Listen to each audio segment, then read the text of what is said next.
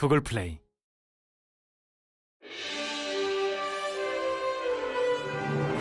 문재인 정부 2기 내각의 장관 인사가 부실 검증 비판 속에 진통을 겪고 있습니다. 전체 7명의 후보자 가운데 2명이 지금까지 낙마했습니다.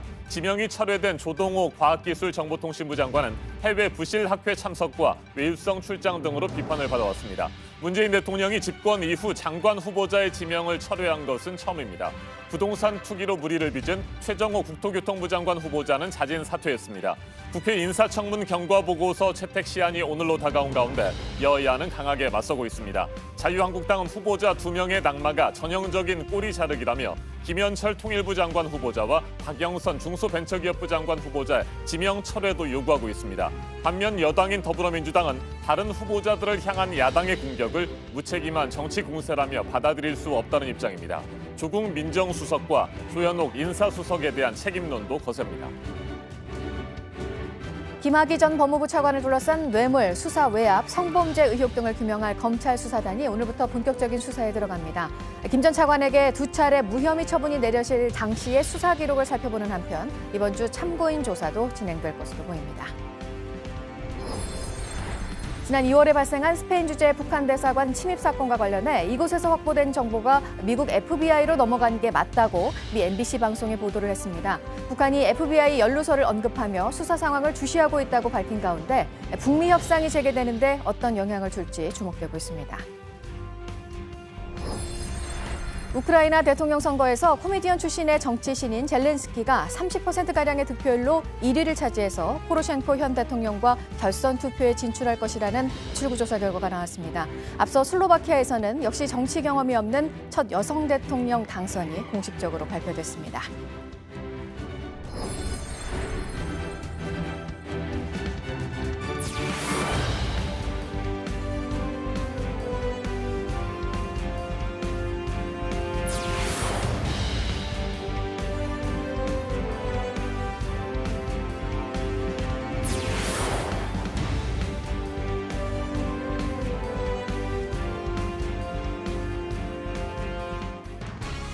해외 부실 학회 참석과 외유성 출장, 아들의 황제 유학 지원 등으로 비판을 받아온 조동호 과학기술정보통신부 장관 후보자의 지명이 철회됐습니다.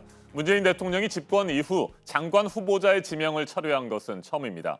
부동산 투기와 자녀 꼼수 증여로 물의를 빚은 최정호 국토교통부 장관 후보자는 자진 사퇴했습니다. 문재인 정부 2기 내각의 후보자 7명 가운데 2명이 지명된 지 23일 만에 낙마했습니다. 국회 인사청문 경과보고서 채택 시한이 오늘까지인데 여야 공방은 격화되고 있습니다.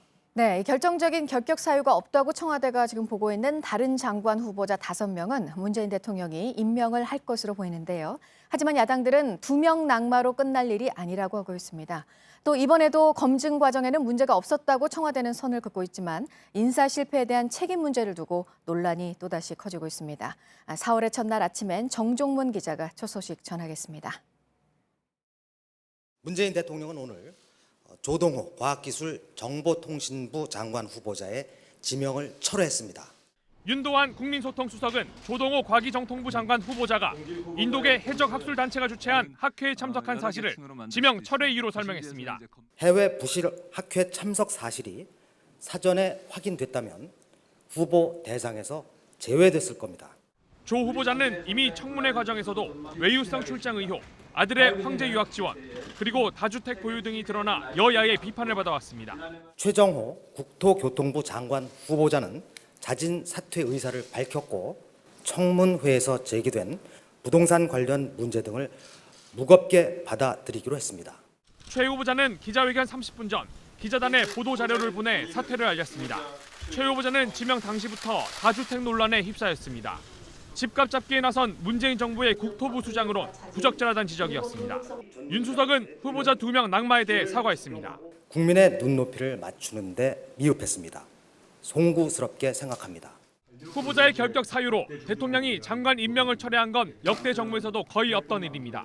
청와대가 조기 진화에 나서고 있지만 만만치 않은 후폭풍이 예상됩니다. JTBC 정종문입니다. 장관 후보자 7명 가운데 2명이 각각 지명 철회와 자진 사퇴로 낙마하면서 청와대 민정, 인사 라인에 대한 책임론이 커지고 있습니다. 김의겸 전 청와대 대변인의 부동산 투기 논란까지 맞물리면서 야당은 조국 민정수석의 퇴진을 요구하고 있습니다. 조익신 기자가 보도합니다. 청와대는 국민 눈높이에 맞추지 못했다며 머리를 숙였지만 인사 검증의 문제는 아니라고 선을 그었습니다. 공적 기록과 세평을 중심으로 진행되기 때문에 일정 부분 한계가 있습니다. 하지만 부실 검증 논란은 청문회 과정에서 여러 차례 드러났습니다. 여당 의원들조차 따끔한 지적을 쏟아냈습니다. 장관님들은 그냥 빚내서 쑥덕쑥덕 집 사고 또 그것이 가치는 오르고 그리고 그게 장관 후보자 임명을 앞두고 딸한테 그냥 증여하고 이런 것들이 납득되지 않은 것 아니겠습니까? 사유가 지금 맞지 않는다고 하는 부분 지적들이 있는데 그것이 그렇다면 그건 아주 심각한 문제거든요. 그거는 교수 자격도 없다는 지적은 저는 전적으로 동의합니다. 특히 김의겸 전 청와대 대변인의 부동산 투기 논란까지 맞물리면서 청와대 인사라인 책임론이 고개를 들고 있습니다. 자유한국당과 바른미래당, 민주평화당은 조국 민정수석의 퇴진을 요구했습니다.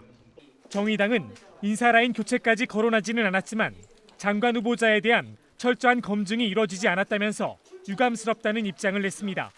JTBC 조익신입니다.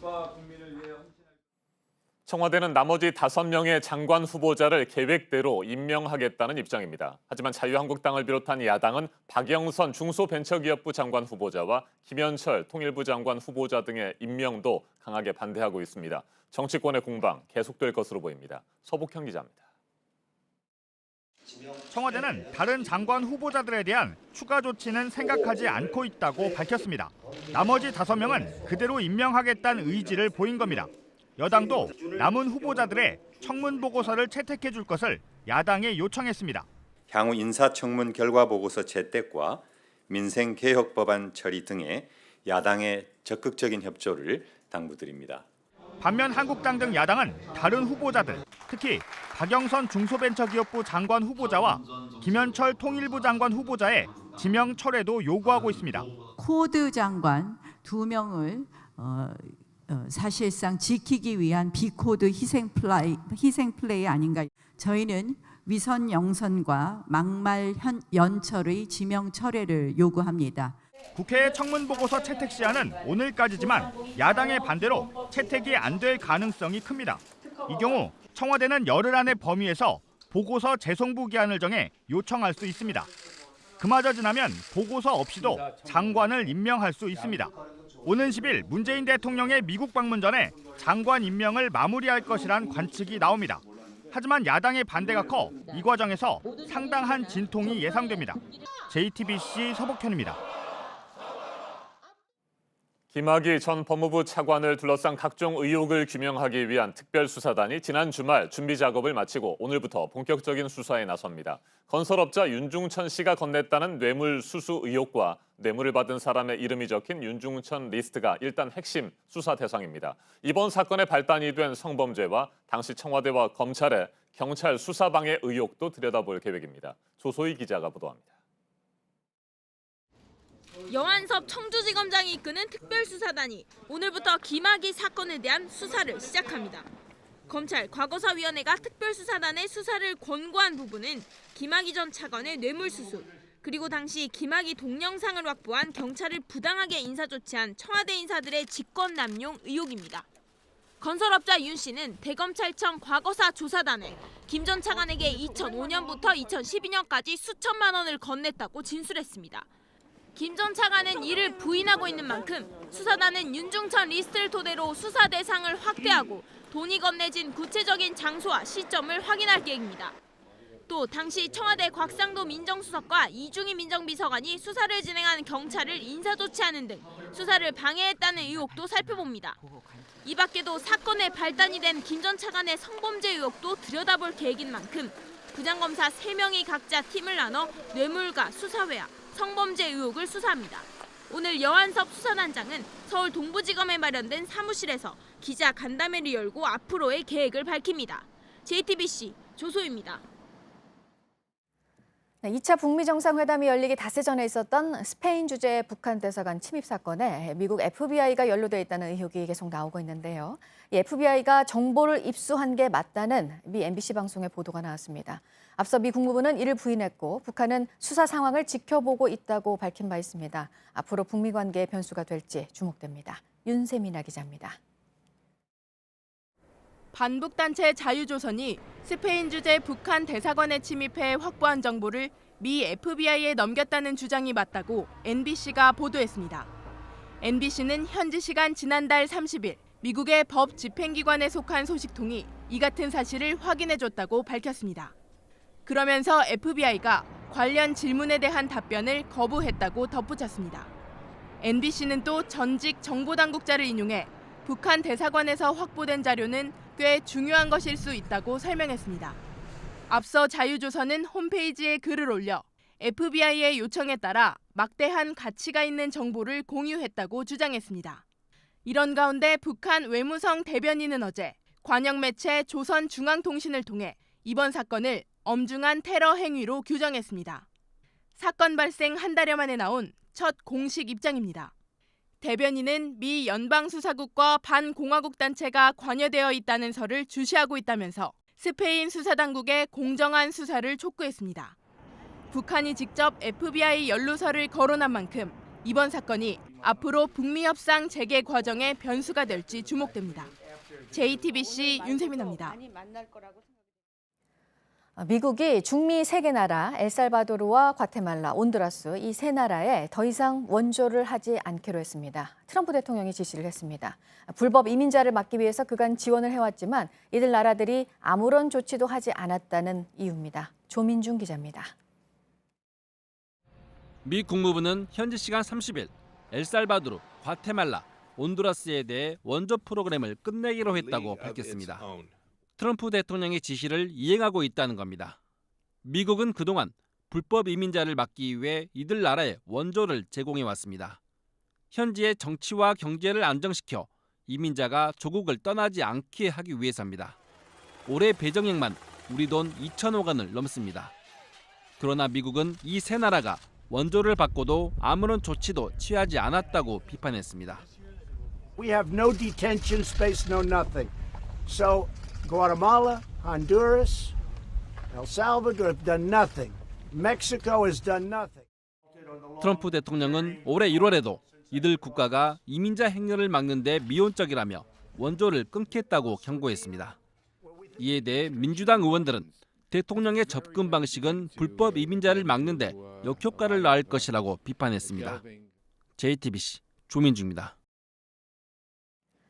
우크라이나에서 실시가 된 대통령 선거에서 정치 신인인 코미디언 출신의 후보가 득표율 1위라는 출구조사 결과가 나왔습니다. 현 대통령과 함께 결선 투표에 진출할 것으로 예상이 되는데요. 이에 앞서 슬로바키아에서는 여성 대통령이 처음으로 나왔습니다. 역시 정치 신인입니다. 이재승 기자입니다. 현지 시간 30일 치러진 슬로바키아 대선 결선 투표에서 첫 여성 대통령이자 45살의 최연소 대통령이 탄생했습니다.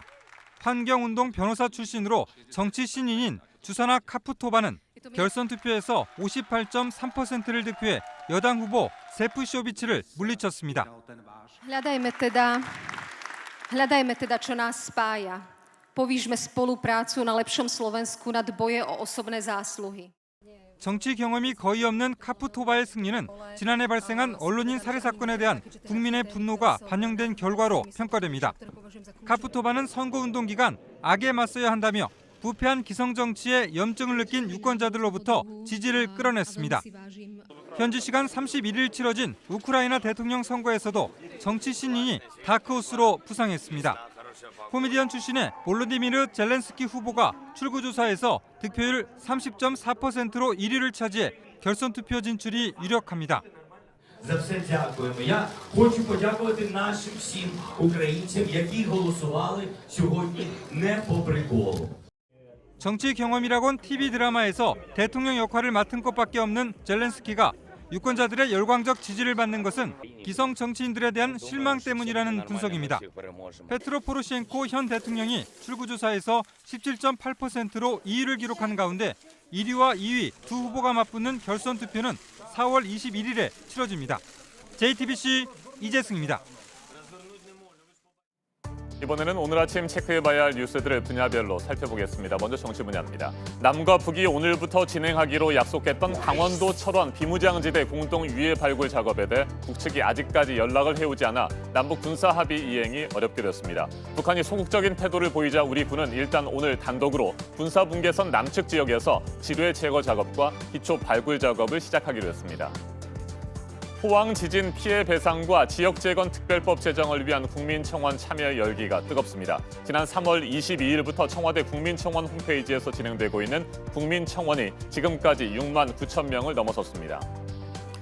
지난 주말 자유한국당 황교안 대표가 4.3 보궐선거가 치러지는 창원을 찾았습니다. 그런데 정치 활동이 금지된 축구장 안에서 선거운동을 진행해 논란이 일고 있습니다. 당명이 적힌 점퍼를 입고 시민들에게 지지를 호소했는데 경기장 안에서 정당명과 기호 등이 노출된 의상을 입는 것은 금지 사항입니다. 논란이 커지자 황 대표는 앞으로 법을 잘 지키면서 유세를 하겠다고 밝혔지만 홈팀 경남FC는 징계 위기에 처했습니다. 지난 2001년 3월 말에 개항을 하고 올해로 18년이 된 인천국제공항인데요. 지난해 국제 여객수가 6,760여만 명으로 개항 이래 가장 많았던 것으로 나타났습니다. 개항 후 연평균 7.7%씩 성장을 했습니다. 세계 5위 수준입니다. 주 52시간 근로제 처벌을 유예하는 계도 기간이 어제로 끝났습니다. 위반 기업들은 오늘부터는 시정명령을 거쳐서 처벌을 받게 됩니다. 탄력 근로제를 도입할 예정인 기업에 대해서는 관련법이 시행될 때까지 계속해서 처벌이 유예가 됩니다. 골관절염 유전자 치료제인 인보사 K주 국내 첫 유전자 치료제로 허가를 받았었는데요. 이번에 유통과 판매가 중단이 됐습니다. 주 성분 가운데 세포 한계 성분이 허가 당시와 다르다는 점이 확인이 됐습니다. 식약처는 다만 안전성 측면에서 큰 우려는 없는 것으로 판단했습니다.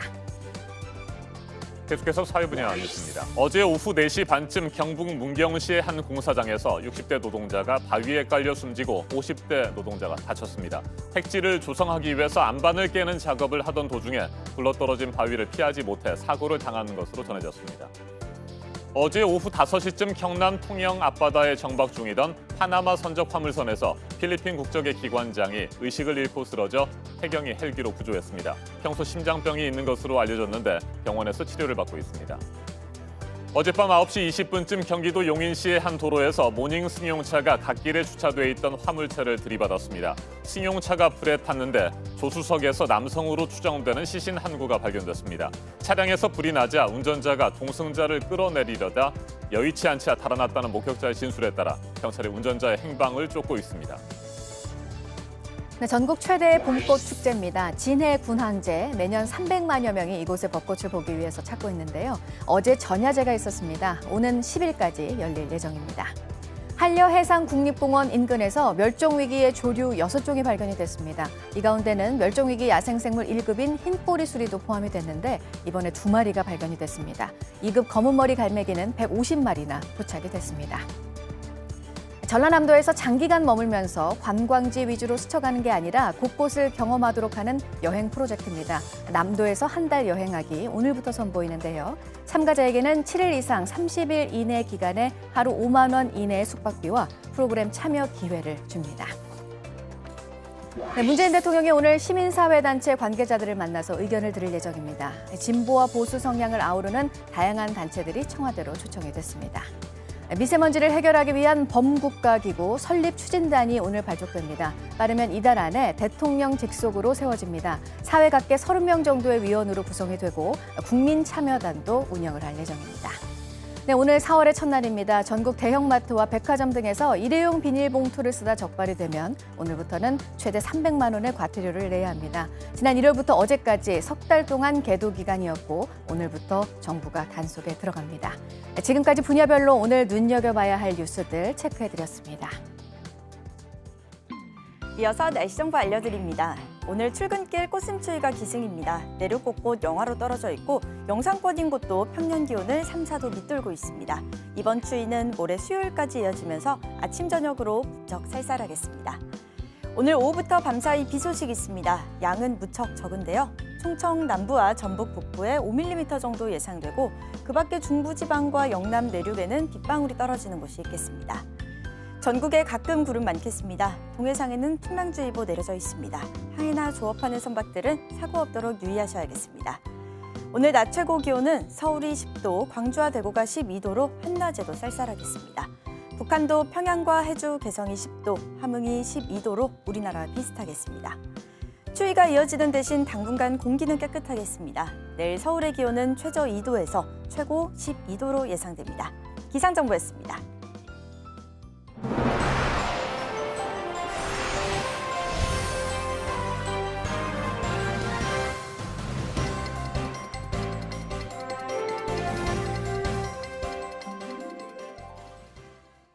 고 장자연 씨의 동료 배우로 사건의 진실을 알리기 위해 공개 증언에 나서고 있는 윤지호 씨가 신변의 위협을 느껴 경찰에 3차례 도움을 요청했다고 주장했습니다. 그런데 경찰은 9시간 넘게 연락조차 안 된 걸로 나타났습니다. 경찰은 담당 경찰관이 제때 확인하지 못했다고 사과했습니다. 이상엽 기자입니다. 배우 윤지호 씨가 청와대 국민청원 게시판에 쓴 글입니다. 며칠 전부터 화장실에서 기계음이 들리고 출입문 잠금 장치도 갑자기 잠기지 않았다며 불안을 호소했습니다. 문을 고치다 오일 형태의 액체가 흘러내린 흔적을 봤고 이상한 가스 냄새도 맡았다고 밝혔습니다. 의심스럽고 불안한 마음에 윤 씨는 비상호출 장치를 눌렀습니다. 신변 보호를 위해 경찰이 지급한 겁니다. 윤 씨는 지난달 30일 새벽 5시 55분부터 3차례 버튼을 눌렀는데 응답은 없었다고 했습니다. 신고 후 9시간 47분이 지났지만 아무런 연락도 오지 않고 있다고도 했습니다. 고 장자연 씨의 동료 배우인 윤 씨는 사건 증언 과정에서 신변의 위협을 호소해왔습니다. 윤 씨 청원글엔 20만 명 넘게 동참했습니다.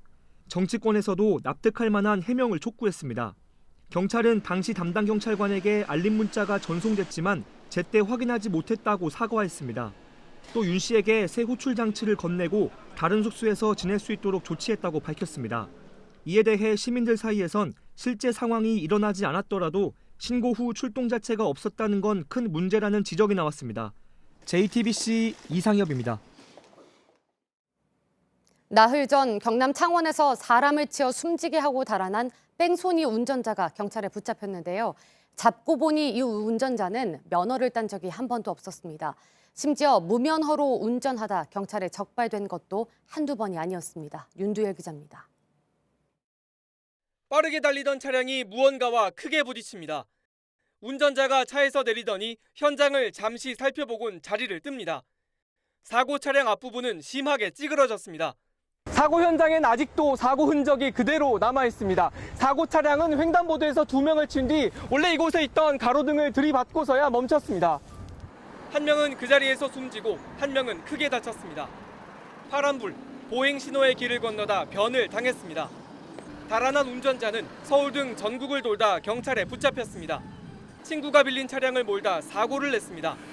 운전면허는 아예 없었습니다. 이번을 포함해서 총 4번을 무면허 운전하다 적발이 됐습니다. 교통법규를 위반했다든지. 경찰은 사고 당시 운전자가 술을 마셨는지 조사하고 있습니다. 차량에 함께 타고 있던 친구 4명도 조사하고 있습니다. 음주운전 여부에 따라 방조죄 처벌 가능성도 검토하고 있습니다. JTBC 윤두열입니다. 문재인 대통령이 자녀 황제 유학 등으로 비판을 받아온 조동호 과학기술정보통신부 장관 후보자의 지명을 철회했습니다. 부동산 투기와 자녀 꼼수 증여로 논란을 빚은 최종호 국토교통부 장관 후보자는 자진 사퇴했습니다. 자유한국당은 꼬리 자르기 꼼수라며 청와대 부실 검증을 비판하고 있습니다. 박영선 중소벤처기업부 장관 후보자와 김현철 통일부 장관 후보자의 지명도 철회해야 한다고 주장하고 있습니다. 국회 인사청문 경과보고서 채택 시한이 오늘까지인데 여야 합의는 어려울 것으로 보입니다. 김홍국 경기대 겸임 교수와 좀 더 자세하게 짚어보겠습니다. 어서 오십시오. 네, 안녕하십니까. 네, 7명의 장관 후보자 가운데 2명이 낙마를 했습니다. 어떻게 보십니까? 일단 안타까운 일입니다. 청와대가 검증하고 또 국민에게 내놓는 후보자는 항상 최소한 도덕성, 업무 능력, 그리고 리더십 이런 부분에 대한 검증이 완료가 돼야 되거든요. 두 사람의 장관 후보자, 한 사람은 국토교통부 장관이라는 정말로 지금 국민들이 어려운 이런 주택 상황 속에서 가능하면 집을 다주택으로 갖지 말자라는 게 정부 정책 아니겠습니까? 네. 그럼에도 불구하고 이제 세 채 주택이 있었는데 그 중에서도 특히 직전에 자녀에게 증여한 뒤에 월세를 사는 형식으로 취했다.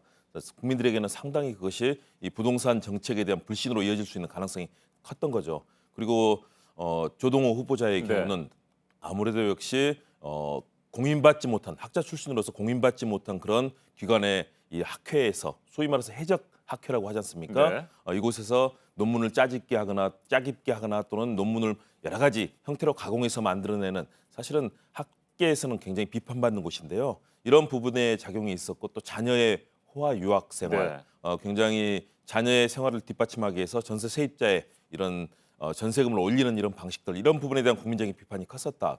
그 점에서 분명하게 검증에 실패한 책임이 있다라고 판단이 된 것 같습니다. 그런 측면에서 사퇴를 시키거나 또는 경질이 되는 그런 상황이 벌어지지 않았습니까? 네. 결국은 이 부분에 대해서는 아마 청와대에서 국민들께 이미 밝혔지만 그래도 이 부분에 대해서는 국민들께 유감 또는 뭐 사과 이런 수준의 이 표명이 이어지고 있는 상황이라고 봅니다. 네, 조동호 후보자의 경우에 지명이 철회됐습니다. 문재인 대통령이 집권 이후에 장관 후보자의 지명을 철회한 것은 처음이잖아요. 그만큼 문제가 심각하고 국민 여론이 좋지 않다 이렇게 판단했을까요? 충분히 그렇게 됐다고 봅니다. 특히 집권 여당인 더불어민주당에서 29일, 30일 두 차례 걸쳐서 그리고 또 많은 의원들이 여러 경로를 통해서 그런 의견을 전달한 것으로 파악이 되고 있거든요. 다시 말해서 지금의 상황이 상당히 위중하다. 더구나 4월 재보선에 내년 총선으로 이어지는 정치적으로 큰 변화가 큰 시점에서 이런 상황이 계속 부각되는 것, 특히 부동산 정책이라든가 또는 도덕성에 대한 문제가 제기되는 것은 촛불 정신, 개혁 정신으로 나가야 될 문재인 정부의 국정 운영에 부담이 될 수 있다는 그런 흐름들이 충분히 작용했다고 보고요. 특히 그 내용들이 결국은 국민들의, 특히 서민들의 없는 분들의 이런 자존심과 또 정부에 대한 신뢰에 대해서 상당한 실추를 시킨 측면이 있기 때문에 이 부분에 대한 위기감이 작용했다. 특히 문재인 대통령의 지지율이 최근 하락세를 보이고 있는 점들, 이런 부분이 앞으로 어떻게 국정을 끌고 나갈 것인지에 대한 큰 그림까지 보면서 이런 결정이 나왔다고 봐야 됩니다. 네, 윤도환 국민소통수석, 국민의 눈높이를 맞추는데 미흡했다, 송구스럽게 생각한다 이렇게 얘기를 했습니다. 이게 뭐 이 정도면 충분하다고 보십니까? 어떻습니까?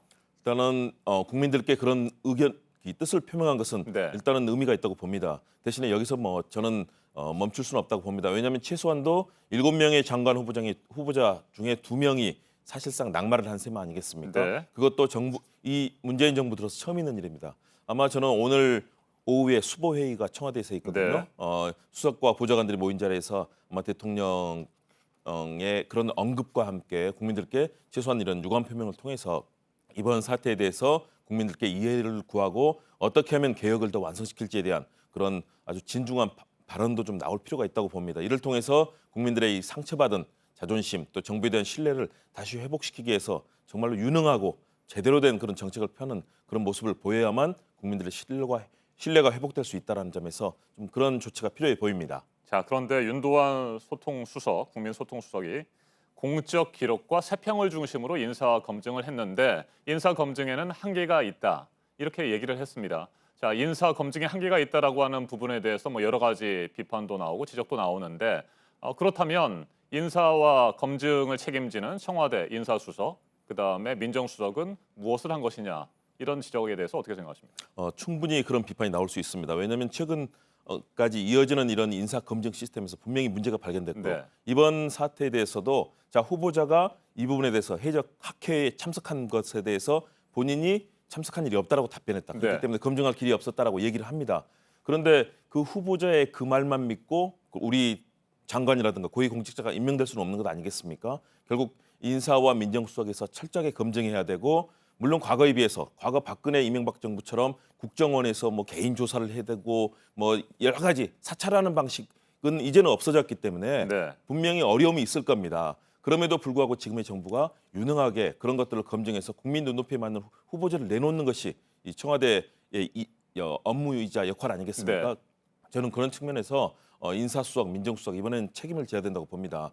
그동안 여러 차례 반복됐던 일이기 때문에 그리고 청와대 참모는 정말로 아무리 신뢰하고 믿는 그런 역량을 갖고 있더라도 대통령이 전체 판을 이끄는 데 있어서 소위 말하는 장기판의 이 말과 같습니다. 어떤 때는 이런 인사를 이쪽이 적절하게 활용하기도 하고 해야 되는데 이런 상황이 왔을 때는 사실은 책임지는 모습까지도 보여야 됩니다. 조국 수석이나 또는 조현옥 수석이 유능하고 또 신뢰할 수 있는 측면, 도덕적인 측면들이 있겠지만 그럼에도 불구하고 인사수석, 민정수석으로서 이런 검증을 제대로 못해낸 책임들, 더군다나 이런 부동산 문제라든가 자녀의 호화 유학 이런 부분들은 국민들의 이 어려운 삶을 사는 국민들에게 굉장한 자존심에 상처를 줄 수 있고 정부 신뢰를 낮출 수 있기 때문에 이 부분에 대한 검증 실패는 굉장히 중요하다. 저는 지금이 굉장히 중요한 시점이라고 봅니다. 이제 여기서 개혁의 흐름을 실패한다면 공수처를 비롯해서 많은 개혁 입법이 좌절될 거고요. 그런 측면에서 국민들께 일신하는 모습을 보일 필요가 있다. 저는 과감하게 지금은 사람도 바꾸고 시스템도 바꾸고 인사청문회 완전히 보완해야 됩니다. 네. 저렇게 야당이 아마 전례가 없을 겁니다. 7명 전원을 지금 낙마시키라고 요구한 것은 아마 제가 지금까지 봤던 인사청문회 사상이 없는 일이거든요. 그만큼 야당의 발목 잡기, 개혁에 대한 방해가 사실 심한 상황입니다. 이 부분에 대해서 철저하게 제도와 시스템 그리고 개혁적이고 도덕적인 인력들을 발탁함으로써 때는 중도 보수 성향을 갖고 있더라도 발탁해서 네. 정부의 개혁에 힘을 얻는 것이 중요하기 때문에 저는 지금이 그런 인사와 개혁을 할 중대한 시점이다라고 청와대가 판단해야 된다고 생각을 하고 있습니다. 네, 청와대는 그동안 여러 차례에 걸쳐서 불법 재산 증식 등 인사 배제 기준, 7대 기준을 강조해오지 않았습니까? 역시 어제 윤두환 수석의 회견에서도 그 내용에 대해서 얘기를 했고 이 인사 배제 기준을 적용했다 이렇게 얘기를 했습니다만 그동안에 그 인사 기준이 제대로 적용됐다라고 수긍할 만한 국민들이 얼마나 될까 또 이런 비판도 있거든요. 맞습니다. 네. 부동산 투기라든가 이런 부분에 있어서 투기와 투자를 어떻게 볼 것이냐. 물론 그 부분에 있어서도 7대 기준이 고의적인 그런 악성 그런 위반이냐 아니면 절차상에서 그 부분을 이해하지 못하고 넘어갔거나 또는 사실은 우리나라 국민들이 자신이 얼마나 세금을 내고 이 부분을 철저하게 완전히 파악하고 있는 국민들은 없으실 겁니다. 네. 그럼에도 불구하고 후보자들은 그런 삶을 살아야 되고 또 청와대 시스템이 그것을 검증하는 그런 절차를 거쳐야 되지 않겠습니까? 그렇다면 저는 이번에 그런 7대 기준도 지난번에 발표된 것이 사실은 코에 걸면 코골이가 될 수도 있는 귀에 걸면 귀걸이 될 수 있는 그런 상황이거든요. 이번에 시스템을 제대로 정비해서 꼭 걸려야 될 상황들 그런 부분 바꿔야 되고요. 인사청문회도 지금처럼 국회에서 도덕성, 개인 신상 털기, 모욕 주기, 망신 주기 이런 시스템이 아니라 철저하게 미국처럼 FBI라든가 외부 기관이 그런 부분을 검증하고 정책을 검증하는 다단계 시스템이 있거든요. 이런 시스템으로 제도가 바뀌어야만 지금의 비생산적인 청문회도 좀 뭔가 의미를 찾을 거다. 지금 같으면 아마 거의 대부분의 후보자들이 요청이 가더라도 하지 않겠다고 네. 인사청문회 나서지 않겠다고 거부하고 있는 그런 일들이 청와대에서 밝히지 않았습니까? 6명에서 10명 정도 다 고사를 했다라는 얘기인데 앞으로 이런 시스템이 바뀌어야만 인사청문 제도의 의미가 살아날 거라는 점에서 제도적인 개혁도 필요하다고 봅니다. 네, 인사청문 경과보고서 채택 시한이 오늘까지인데 여야가 합의를 해서 보고서를 채택하는 것은 일단 현재로서는 쉽지 않아 보입니다. 자, 자유한국당 박영선 중소벤처기업부 장관 후보자 그리고 김현철 통일부 장관 후보자의 지명도 철회해야 한다 이렇게 강하게 주장을 하고 있는데 이를 청와대나 더불어민주당이 받아들일 가능성 얼마나 된다고 보십니까? 저는 받아들이지 않을 거라고 봅니다. 왜냐하면 박영선 후보자 그동안 봤지만 아마 청문회에서 저렇게 자신의 소신을 가지고 얘기하는 후보자 찾기 힘들었을 겁니다. 그런 여러 가지 모습들이 아마 국정에 있어서 중소기업 벤처부 장관으로서 중소기업을 살리고 여러 가지 역할을 하는 데 있어서 아마 소신을 가지고 할 거라고 보는데요. 그러나 야당에게는 상당한 괘씸죄의 그런 성향이 있었을 겁니다. 네. 거의 박영선 후보자에게 걸려서 거의 모든 야당의 후보자들이 곤욕을 치렀거나 낙마를 했거든요. 더불어서 이번에 청문회 당시에 황교안 자유한국당 대표의 과거 김학의 전 차관의 성범죄와 관련된 그 논란을 일으키면서 사실상 황교안 청문회가 됐다는 비판도 있지 않았습니까? 저는 그런 측면에서 박영선 후보자를 반드시 끌어내리겠다는 야당의 특히 자유한국당의 그런 이 내부의 이 의견들이 상당히 강하고요. 김현철 후보자도 분명하게 이대로 간다면은 대북 유화 정책, 북한과의 뭔가 관계를 만들어서 네. 펼치는 것이 자유한국당과는 다를 거기 때문에 아마 반대를 할 건데요. 그러나 정부 여당으로서는 지금의 이 두 후보자와 다른 후보자들은 네. 특별한 결격 사유가 심각하지는 않다는 그런 판단을 하고 있지 않습니까? 아마 야당이 반대를 하더라도 저는 5명의 후보자는 그렇지 않으면은 아마 임명을 할 가능성이 높다. 아마 절차를 밟아서 대통령이 그런 과정을 밟을 거고요. 그렇지 않을 경우에는 여당의 국정 운영 또 청와대 국정 운영이 사실은 심각하게 어려워지기 때문에 그 부분에 있어서는 저는 정치적 결단을 할 걸로 봅니다. 알겠습니다. 여기까지 듣겠습니다. 김홍국 경기대 겸임교수였습니다. 말씀 잘 들었습니다. 네.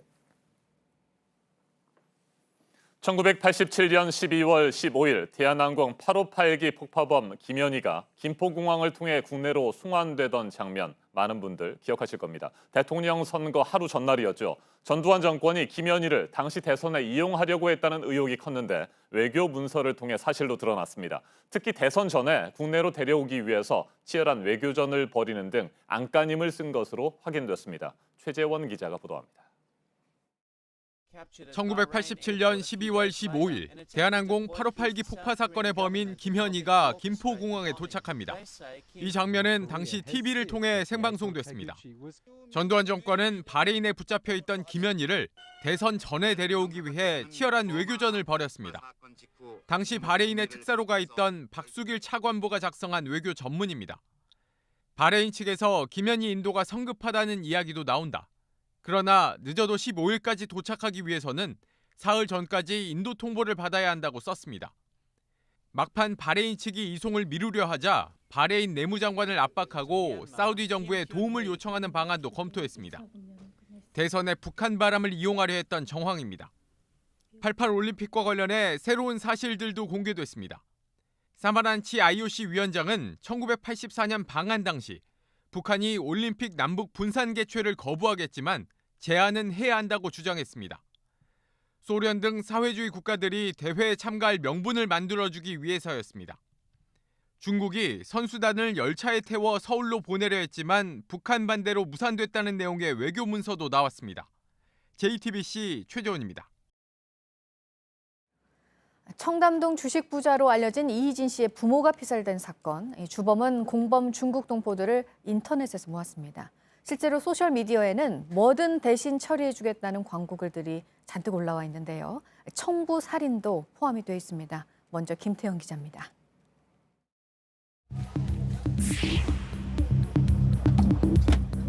계획적인 청부 살인으로 확인되었습니다.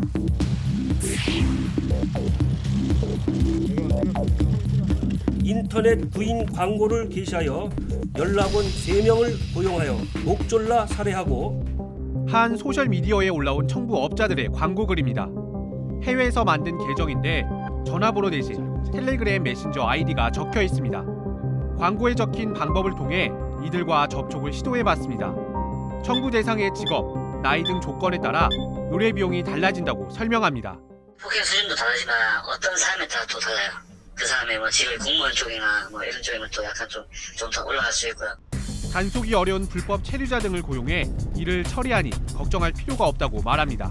웬만하면 깔끔하고 티가 안 나니까 채택 걔네들은 부동치라는 애들이라서 채택이 아무 수단이 없거든요. 얼마 전에 이진 부모도 살해가 다 했잖아요. 주의사는 안 되잖아요. 거래는 무통장 입금 방식으로 이루어지고 금액을 높일수록 더 끔찍한 범죄도 가능하다고 했습니다.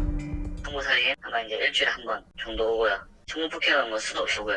그래서 그리고 다 되죠. 근데 살인 같은 경우는 8천에서 1억 정도. 전문가들은 이런 식으로 청부업자를 찾는 이들이 실제 있는 만큼 이런 광고가 사실일 가능성도 높다고 말합니다. 청부 살인이든 대신 범죄를 저질러주겠다라는 글과 관련해서 이거는 모두 허위라고 할 수는 없고 그에 대한 수요가 있으니까 청부 범죄에 현혹되어 의뢰를 해서는 안 됩니다. JTBC 김태영입니다. 네, 청부 살인까지 해준다는 광고들을 보신 것처럼 이렇게 어렵지 않게 볼 수 있는 상황인데 하지만 정부의 감시망은 이에 미치지 못하고 있습니다. 이어서 이주찬 기자입니다. 과거 심부름센터 등을 통해 불법적으로 이루어졌던 청부 범죄는 어느 순간인가 온라인으로 장소를 옮겼습니다. 지금도 누군가를 대신 처리해달라는 의뢰는 여전하다고 합니다. 쉽게 말해서 전화 상담이라기보다 SNS나 그렇게 좀 상담 청구 가능합니까 이렇게 와요. 그거를 형사 청구의 대상이 될 수 있는 거니까 시도해보고 있다고 이렇게 잘라 얘기하지. 청부 살인이나 폭행 등 누군가에게 대신 범죄를 시키는 것은 훨씬 더 무거운 처벌을 받게 됩니다. 2014년 김영식 전 서울시의원은 조선족 팽모 씨에게 채무관계에 있는 재력가를 살해하도록 사주했습니다. 이 사건으로 팽 씨는 25년형을 선고받고 김 전 의원은 무기징역에 처해졌습니다. 형법 제34조 2항에는 타인을 교사해 죄를 범하게 한 자는 훨씬 무겁게 처벌하도록 돼 있습니다. 대법원 양형 기준도 이에 따라 청부 살인 등의 경우 특별 가중 처벌하고 있습니다. 청부 범죄가 일상에서 쉽게 노출돼 있는데도 경찰에선 청부 범죄에 대한 통계 등 실태 파악조차 안 되고 있습니다. 또 음란물과 달리 특별한 규정이 없어 청부 범죄에 대한 홍보글이나 인터넷 사이트는 모니터링을 하지 않고 있습니다. 전문가들은 실제 청부 범죄가 계속 일어나고 있는 만큼 이를 사전에 막을 대책 마련이 시급하다고 지적합니다. JTBC 이주찬입니다. 미국 뉴욕 맨하튼의 한 건물이 새로운 명소가 되고 있습니다. 예약을 하고 보름은 기다려야 갈 수 있을 정도로 지금 인기라고 하는데 어떤 모습인지 보여드리겠습니다. 심재우 특파원이 전합니다.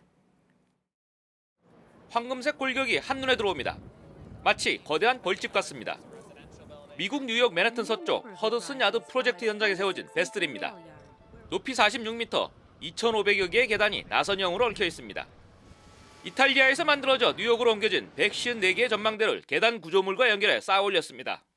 지상에서 계단을 빙글빙글 돌아 올라가며 사방에서 맨해튼과 허드슨강 전경을 볼 수 있습니다. Stand in front, get their picture taken. So I mean, it's genius to have something like this just show up. 영국 출신의 디자이너이자 건축가인 토마스 헤더윅의 작품입니다. 민들레를 닮은 시아 성당, 몸을 말았다 펴는 롤링 브릿지 등도 눈길을 끕니다. Trying to see how we can make something that feels particular that doesn't exist anywhere else in the world. 베스를 방문하려면 예약을 해야 합니다. 그렇게 해도 보름을 기다려야 관람할 수 있을 정도로 인기입니다. 철도 기지였던 뉴욕의 낙후 지역에 활기가 느껴집니다. 창의적인 건축물 하나가 도시 재생 프로젝트의 성공을 가르는 열쇠가 되고 있습니다. 뉴욕에서 JTBC 심재호입니다.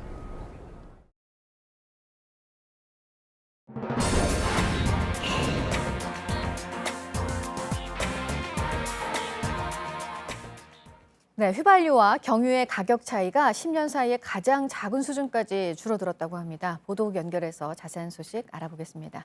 안태훈 기자, 그런데 소비량에는 큰 영향은 없다 그러죠? 네, 그렇습니다. 상식적으로 생각해 보면 가격 차이가 줄어들면 소비량도, 그러니까 경유의 소비량이 줄어들 것으로 예상이 되지만 실제로는 그렇지 않은 것으로 집계가 됐습니다.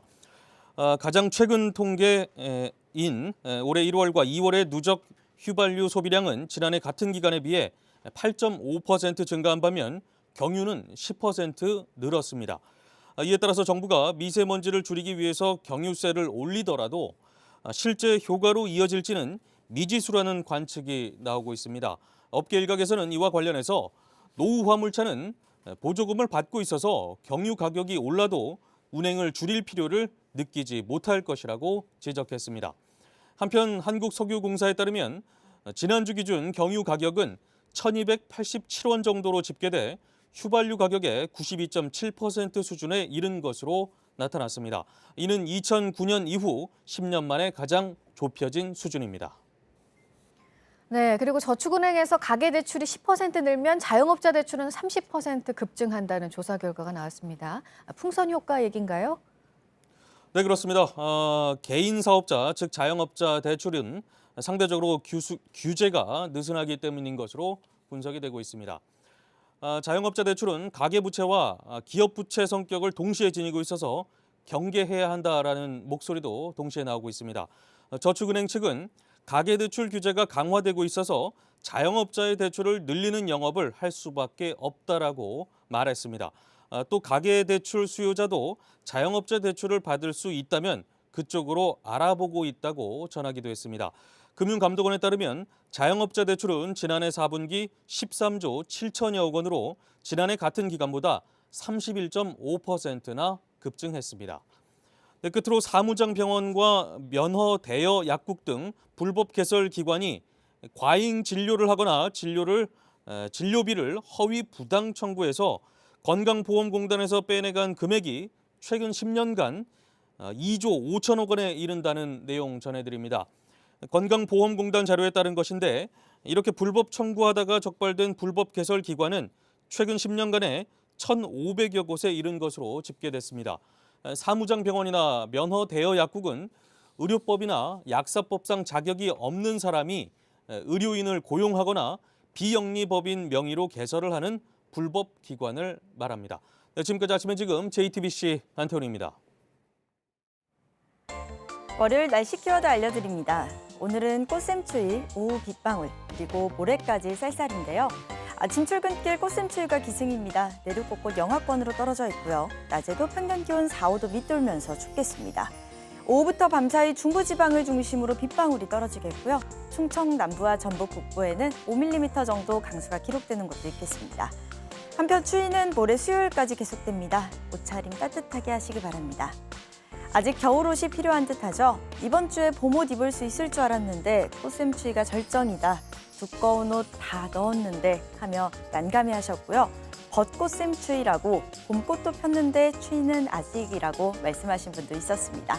봄이 올 듯 말 듯 애를 태우네요. 지금까지 키워드와 SNS로 만나본 날씨였습니다. 김현종 청와대 국가안보실 2차장이 미국 워싱턴에 도착했습니다. 출국 때와 마찬가지로 북한과 미국의 두 정상이 직접 담판을 짓는 톱다운 방식이 유지돼야 한다고 강조했습니다. 대북 특사를 보내는 방안에 대해서도 긍정적으로 이야기했습니다. 조택수 기자가 보도합니다.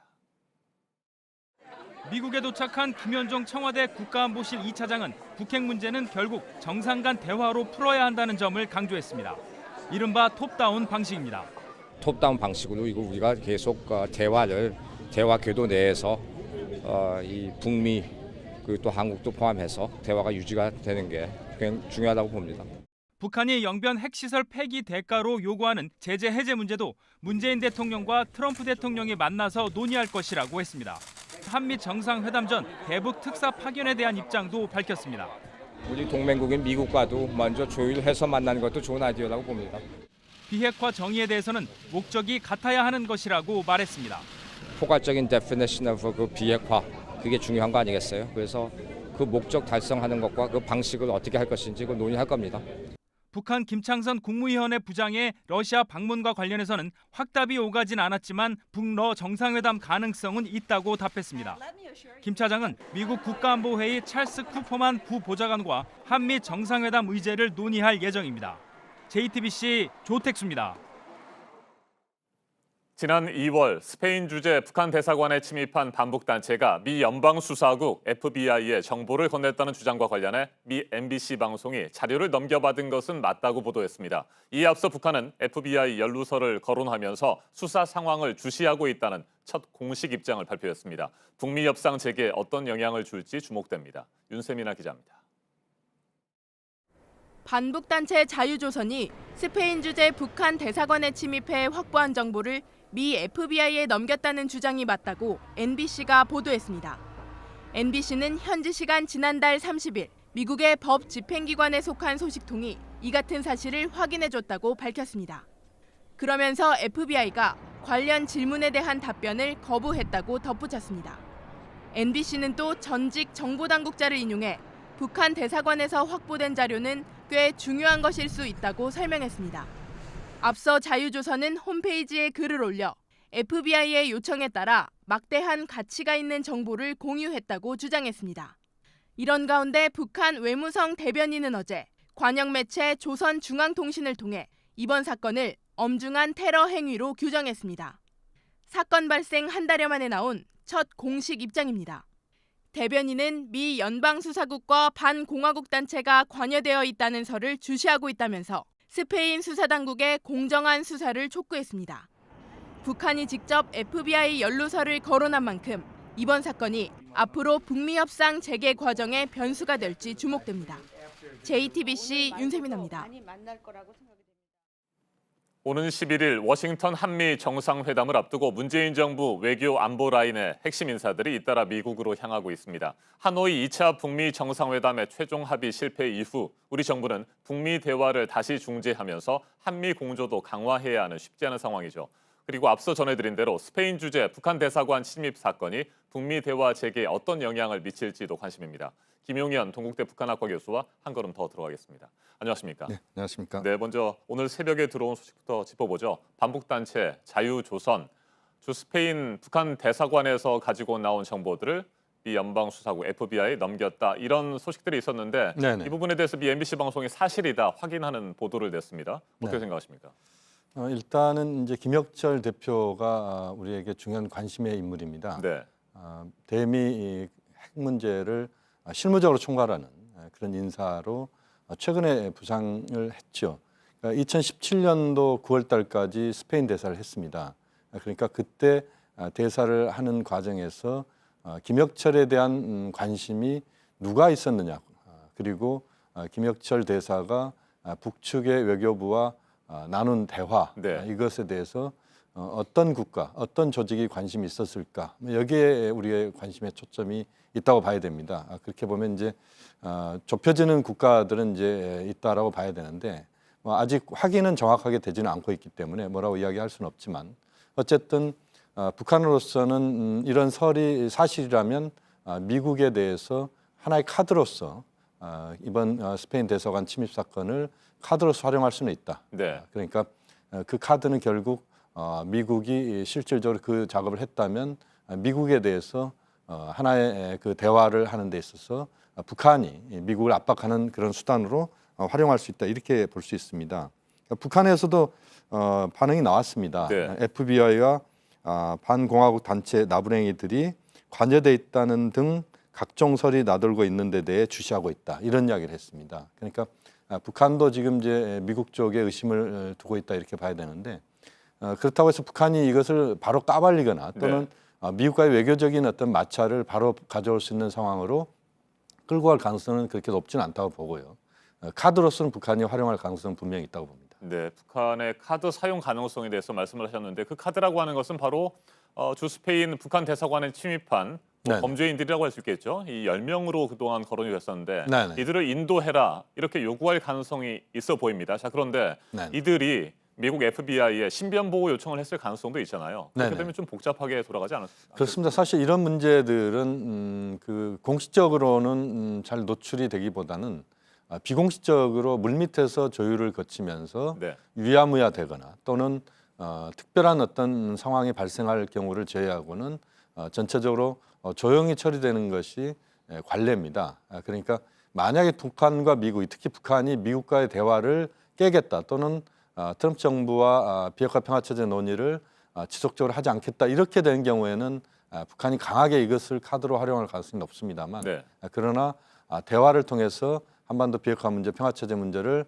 논의하고 풀어가겠다 이렇게 본다면 비공식적인 카드로서 이것을 활용할 가능성 그렇기 때문에 이것을 전면에 드러내기보다는 좀 더 조심스럽게 접근할 가능성도 있다. 그렇게 전망이 됩니다. 네, 북미 대화를 계속해서 거부하기보다는 물밑 네네. 접촉을 통해서 문제를 네네. 풀어가려고 하는 시도를 할 것이다 이런 그렇습니다. 말씀이시군요. 자, 김현종 청와대 국가안보실 2차장 앞서 전해드린 것처럼 워싱턴에 네네. 도착을 했습니다. 네네. 앞서서 강경화 외교부 장관, 폼페이오 국무장관을 만났고요. 네네. 또 이도훈 한반도 평화교섭 본부장도 워싱턴으로 가서 네네. 스티븐 비건을 만났습니다. 네네. 자, 정경두 국방부 장관은 오늘 또 국방부 장관 대행을 만날 계획이네요. 또 그렇습니다. 계속해서 미국과의 접촉면을 넓혀가고 있는데 네네. 이런 부분 어떻게 보십니까?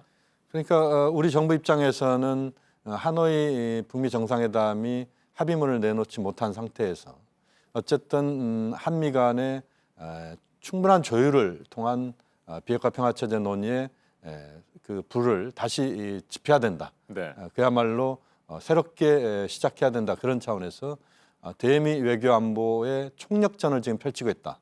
그렇게 봐야 될 것 같습니다.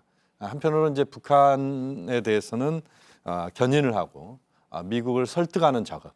그러니까 북한 같은 경우는 이제 단계적 해법을 통해서 핵 문제를 풀자는 것이고 미국은 완전한 선 비핵화를 요구하는 이른바 리비아식 방식을 지금 공식화시키고 있는데 그 두 가지만으로는 사실은 접점을 찾기가 어렵기 때문에 그 중간 지점을 찾아서 우리가 역할을 하겠다. 이런 차원에서 그것을 상의하기 위해서 김현종 2차장께서 지금 방미를 해서 많은 그 미국 측 인사들과의 대화를 통해서 이 문제에 대한 접점을 찾으려고 하는 그런 노력을 지금 적극적으로 기울이고 있다. 그런 평가를 할 수 있겠습니다. 네, 우리 정부가 추진하고 있는 네네. 기본 방침이라고 하는 것이 그렇다면 네네. 중재안이 말이죠. 네네. 포괄적 비핵화 합의 네. 그리고 단계적 동시적 이행 네. 이렇게 해석하면 되겠습니까? 그렇습니다. 이제 이른바 굿 이너프 딜이라고 이야기를 하는데요. 네. 말씀드린 것처럼 미국의 입장과 북한의 입장을 사실상 절충한 거다 이렇게 보시면 됩니다.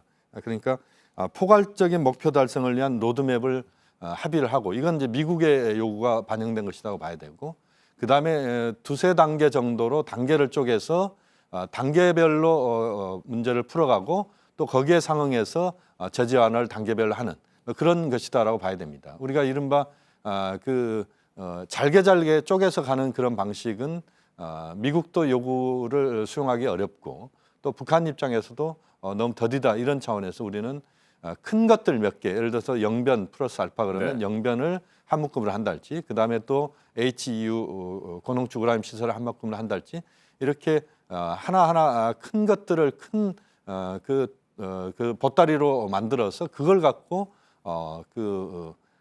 북미 간의 단계별로 상황들을 돌파해 나가자라고 하는 그런 차원에서 본다면 우리의 입장은 미국과 북한의 절충을 충분히 하는 그런 차원에서의 상당히 현실적인 방안이다라고 봐야 됩니다. 네, 그런 현실적인 방안을 중재를 할 텐데, 네네. 자, 미국은 그동안 보면 말이죠. 네네. 지난 2월 2차 북미 정상회담 이후에 빅딜 아니면 노딜 네네. 이런 입장을 고수하고 있는 것처럼 보입니다. 그리고 네네. 실제로 지난 주말에 나온 보도에 따르면 당시 하노이에서 트럼프 대통령이 네네. 핵무기와 핵폭탄 연료까지도 미국에 넘겨라 이렇게 네네. 요구를 했다고 하는데, 앞에서도 말씀을 하셨습니다만 이게 리비아식 해법이잖아요. 그렇습니다. 그것에 대해서 북한은 계속해서 거부 반응을 보였던 것이고요. 네네. 앞으로 미국이 좀 입장을 바꿀 가능성이 있습니까? 사실상 이제 하노이에서 미국이 던진 카드는 결국 하노이에서 합의문을 만들지 않겠다는 그런 강한 입장 표명이라고 봐야 됩니다. 네. 왜냐하면 그것은 북한에게 먼저 다 발가 벗으라는 이야기고, 또 북한 입장에서는 그렇게 될 경우에 리비아 가다피 수반의 과거의 어떤 그 참혹한 상황까지 북한은 고려하고 있는 이런 차원에서 보면 북한은 받아들이기 어려운 그런 카드를 미국 꺼냈다 이렇게 봐야 됩니다. 그게 이제 선 비핵화 후 보상이라는 방식이잖아요. 그렇습니다. 그리고 그 선 비핵화도 모든 비핵화 요소들 다 넣는 것입니다. 예를 들면 한 1만 명에서 4만 명에 해당하는 핵과학자, 또 ICBM 기술자, 모든 이 직간접적인 관련 기술자들의 전직까지도 다 담긴 것이고, 생물학적 무기도 다 포함되는, 네. 화학 무기까지 다 포함되는 것이기 때문에 사실상 북한에 대해서 북한이 인식하기에는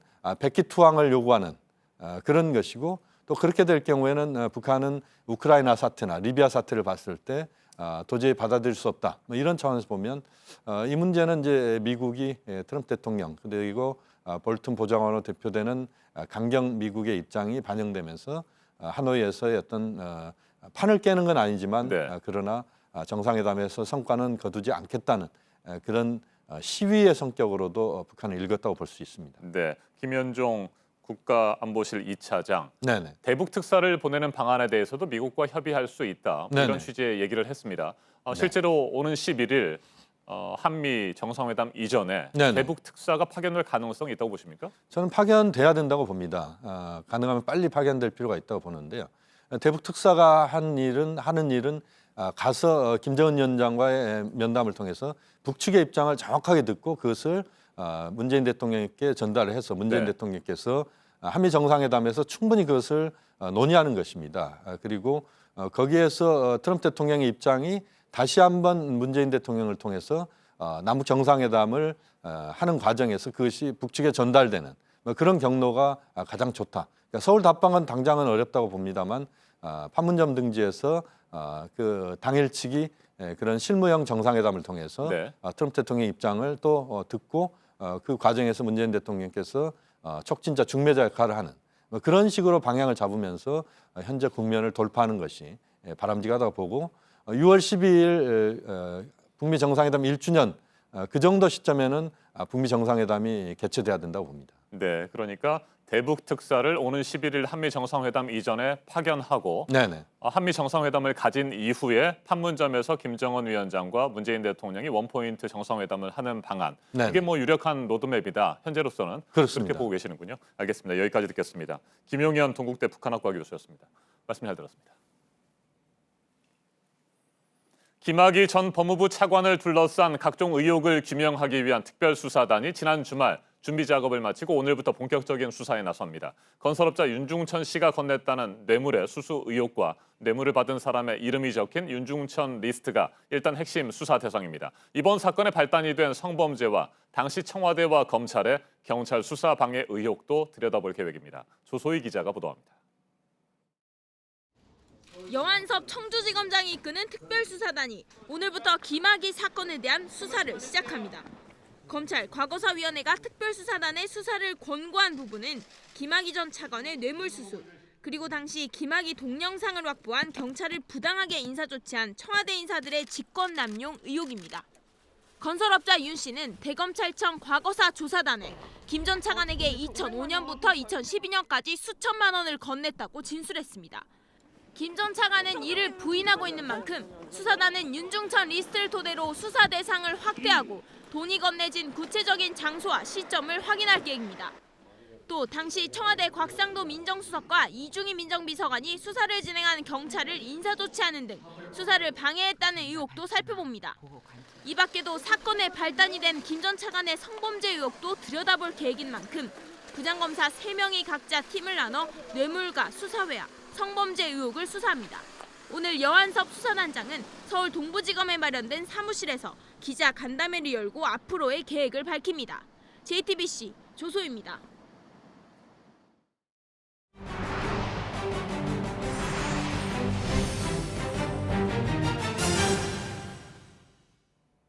멕시코의 수도 멕시코시티 근처에 있는 화산이 최근 폭발하면서 크게 분화할 조짐을 보이고 있습니다.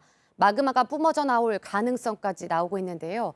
당국은 경계 경보를 올려서 주민들에게 혹시 모를 대피를 준비하라고 했습니다. 백종훈 기자입니다.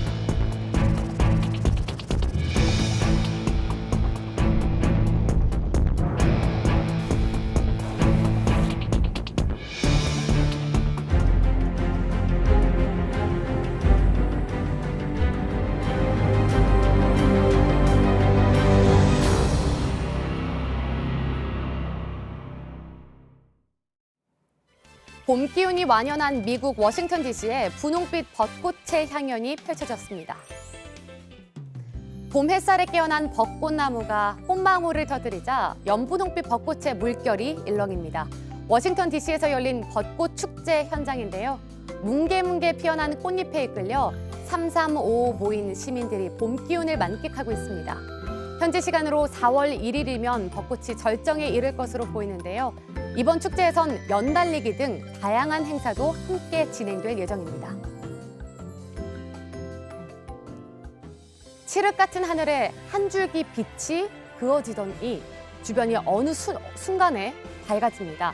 미국 플로리다주 북부 지역의 하늘에서 커다란 유성이 포착됐는데요.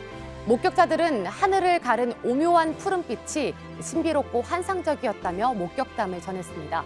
과학자들은 유성의 조각이 떨어졌을 것으로 보고 찾아 나섰는데요. 하지만 유성이 떨어지는 과정에서 모두 타버렸는지 떨어졌다면 어디로 떨어졌는지는 아직 확인되지 않았습니다.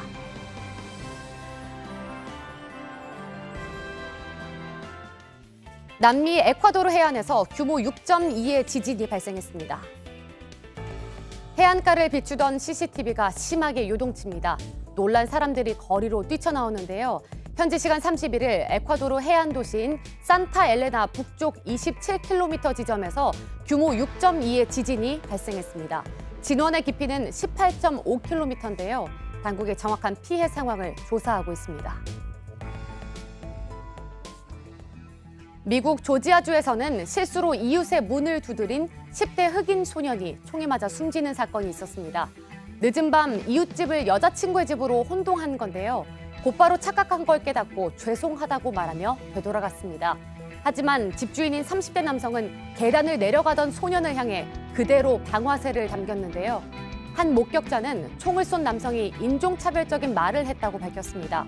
당국이 목격자의 진술을 토대로 정확한 사건 경위를 조사하고 있습니다.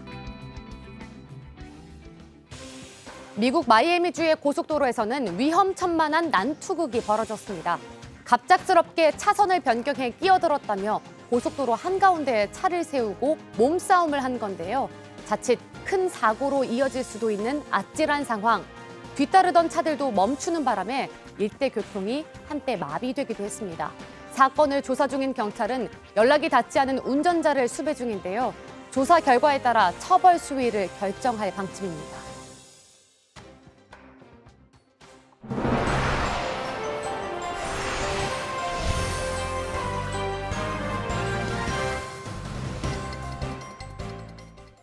네, 월요일 아침 8시 3분 지나고 있습니다. 문재인 정부 2기 내각 후보자 7명 가운데 2명이 낙마를 하면서 후폭풍이 예상되고 있는 그런 상황입니다. 이번 결정의 이유는 국민 눈높이, 여론이었는데요. 청와대 인사 검증 라인에 대한 얘기가 다시 크게 나오고 있고 야당에서는 2명 낙마로 끝날 일이 아니라고 하고 있습니다. 먼저 정종문 기자가 보도합니다. 문재인 대통령은 오늘 조동호 과학기술정보통신부 장관 후보자의 지명을 철회했습니다. 윤도환 국민소통수석은 조동호 과기정통부 장관 후보자가 인도계 해적학술단체가 주최한 학회에 참석한 사실을 지명 철회 이유로 설명했습니다. 해외 부실 학회 참석 사실이 사전에 확인됐다면 후보 대상에서 제외됐을 겁니다. 조 후보자는 이미 청문회 과정에서도 외유성 출장 의혹, 아들의 황제 유학 지원, 그리고 다주택 보유 등이 드러나 여야의 비판을 받아왔습니다. 최정호 국토교통부 장관 후보자는 자진 사퇴 의사를 밝혔고 청문회에서 제기된 부동산 관련 문제 등을 무겁게 받아들이기로 했습니다. 최 후보자는 기자회견 30분 전 기자단에 보도 자료를 보내 사퇴를 알렸습니다. 최 후보자는 지명 당시부터 다주택 논란에 휩싸였습니다. 집값 잡기에 나선 문재인 정부의 국토부 수장으로 부적절하다는 지적이었습니다. 윤 수석은 후보자 2명 낙마에 대해 사과했습니다. 국민의 눈높이를 맞추는 데 미흡했습니다. 송구스럽게 생각합니다. 후보자의 결격 사유로 대통령이 장관 임명을 철회한 건 역대 정부에서도 거의 없던 일입니다. 청와대가 조기 진화에 나서고 있지만 만만치 않은 후폭풍이 예상됩니다. JTBC 정종문입니다. 청와대는 부실 검증은 아니었다면서 선을 긋긴 했는데 인사 검증 실패에 대한 책임을 묻는 목소리가 또 커지고 있습니다. 야당들은 조국 민정수석이 물러나야 한다고 요구하고 있습니다. 이어서 조익신 기자입니다. 청와대는 국민 눈높이에 맞추지 못했다며 머리를 숙였지만 인사 검증의 문제는 아니라고 선을 그었습니다. 공적 기록과 세평을 중심으로 진행되기 때문에 일정 부분 한계가 있습니다. 하지만 부실 검증 논란은 청문회 과정에서 여러 차례 드러났습니다. 여당 의원들조차 따끔한 지적을 쏟아냈습니다. 장관님들은 그냥 빚내서 쑥덕쑥덕 집 사고 또 그것이 가치는 오르고 그리고 그게 장관 후보자 임명을 앞두고 딸한테 그냥 증여하고 이런 것들이 납득되지 않은 것 아니겠습니까? 사유가 지금 맞지 않는다고 하는 부분 지적들이 있는데 그것이 그렇다면 그건 아주 심각한 문제거든요. 그거는 교수 자격도 없다는 지적은 저는 전적으로 동의합니다. 특히 김의겸 전 청와대 대변인의 부동산 투기 논란까지 맞물리면서 청와대 인사라인 책임론이 고개를 들고 있습니다. 자유한국당과 바른미래당, 민주평화당은 조국 민정수석의 퇴진을 요구했습니다. 정의당은 인사라인 교체까지 거론하지는 않았지만 장관 후보자에 대한 철저한 검증이 이뤄지지 않았다면서 유감스럽다는 입장을 냈습니다. JTBC 조익신입니다. 네, 이 2명의 후보자를 빼고 나머지 5명의 후보자에 대해서 국회 청문보고서 채택 시한이 일단 오늘까지입니다. 하지만 야당들의 반발로 채택이 안 될 가능성이 크고 문재인 대통령은 다음 주 한미 정상회담을 위해 출국하기 전에 이 5명을 임명할 것으로 예상되고 있습니다. 이 소식은 서복현 기자가 전합니다. 청와대는 다른 장관 후보자들에 대한 추가 조치는 생각하지 않고 있다고 밝혔습니다. 나머지 5명은 그대로 임명하겠다는 의지를 보인 겁니다. 여당도 남은 후보자들의 청문 보고서를 채택해 줄 것을 야당에 요청했습니다. 향후 인사청문 결과 보고서 채택과 민생개혁 법안 처리 등의 야당의 적극적인 협조를 당부드립니다. 반면 한국당 등 야당은 다른 후보자들, 특히 박영선 중소벤처기업부 장관 후보자와 김현철 통일부 장관 후보자의 지명 철회도 요구하고 있습니다. 코드 장관 2명을 사실상 지키기 위한 비코드 희생 플레이 아닌가. 저희는 위선 영선과 막말 연철의 지명 철회를 요구합니다. 국회의 청문보고서 채택 시한은 오늘까지지만 야당의 반대로 채택이 안 될 가능성이 큽니다. 이 경우 청와대는 열흘 안의 범위에서 보고서 재송부 기한을 정해 요청할 수 있습니다. 그마저 지나면 보고서 없이도 장관을 임명할 수 있습니다. 오는 10일 문재인 대통령의 미국 방문 전에 장관 임명을 마무리할 것이란 관측이 나옵니다. 하지만 야당의 반대가 커 이 과정에서 상당한 진통이 예상됩니다. JTBC 서복현입니다. 고 장자연 씨 사건 진실을 알리기 위해서 공개 증언에 나서고 있는 동료 배우 윤지호 씨가 신변의 위협을 느껴서 경찰에 도움을 요청했는데 도움을 받지 못했습니다. 세 차례나 비상호출 장치를 눌렀지만 응답이 없었는데 경찰이 사과를 하면서 담당 경찰관이 제때 확인을 하지 못했다고 해서 논란입니다. 이상엽 기자입니다. 배우 윤지호 씨가 청와대 국민청원 게시판에 쓴 글입니다.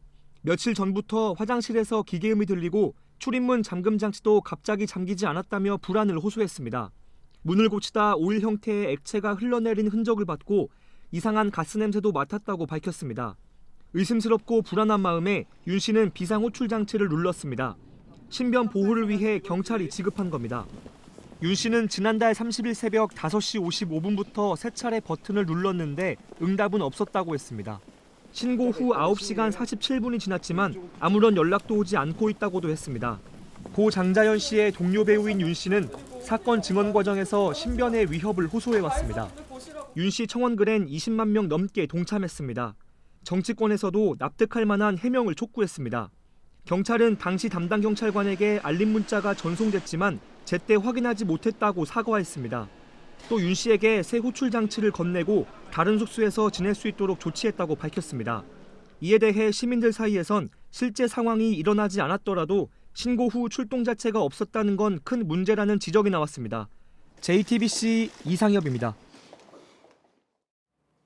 미국이 엘살바도르와 과테말라, 온두라스, 중미 3개국에 더 이상 원조를 하지 않기로 했습니다. 그동안 불법 이민을 막기 위해서 원조를 했는데 정작 이들 3개국은 아무런 조치도 취하지 않았다는 겁니다. 네, 하지만 이게 불법 이민자를 막는 데 더 역효과를 낼 것이라고 야당 민주당 의원들은 비판하고 나섰습니다. 조민준 기자 보도 보시고요. 전문가와 좀 더 얘기해 보겠습니다. 미 국무부는 현지 시간 30일 엘살바도르, 과테말라, 온두라스에 대해 원조 프로그램을 끝내기로 했다고 밝혔습니다. 트럼프 대통령의 지시를 이행하고 있다는 겁니다. 미국은 그동안 불법 이민자를 막기 위해 이들 나라에 원조를 제공해 왔습니다. 현지의 정치와 경제를 안정시켜 이민자가 조국을 떠나지 않게 하기 위해서입니다. 올해 배정액만 우리 돈 2천억 원을 넘습니다. 그러나 미국은 이 세 나라가 원조를 받고도 아무런 조치도 취하지 않았다고 비판했습니다. We have no detention space, no nothing. So Guatemala, Honduras, El Salvador have done nothing. Mexico has done nothing. 트럼프 대통령은 올해 1월에도 이들 국가가 이민자 행렬을 막는 데 미온적이라며 원조를 끊겠다고 경고했습니다. 이에 대해 민주당 의원들은 대통령의 접근 방식은 불법 이민자를 막는 데 역효과를 낳을 것이라고 비판했습니다. JTBC 조민주입니다.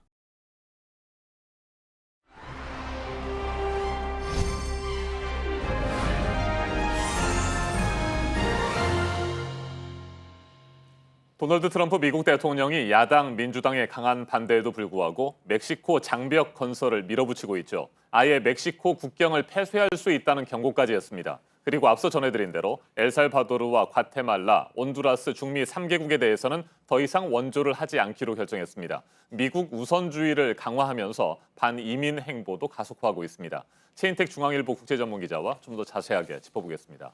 어서 오세요. 안녕하십니까. 네, 미국이 그동안 엘살바도르, 과테말라, 온두라스와 어떤 관계를 맺어왔습니까? 예, 이 세 나라는 그 멕시코를 제외하고는 미국 국경에서 가장 가까운 그 라틴 아메리카 국가입니다. 네. 그래서 이제 북부 그 삼각주라고 불리는데요.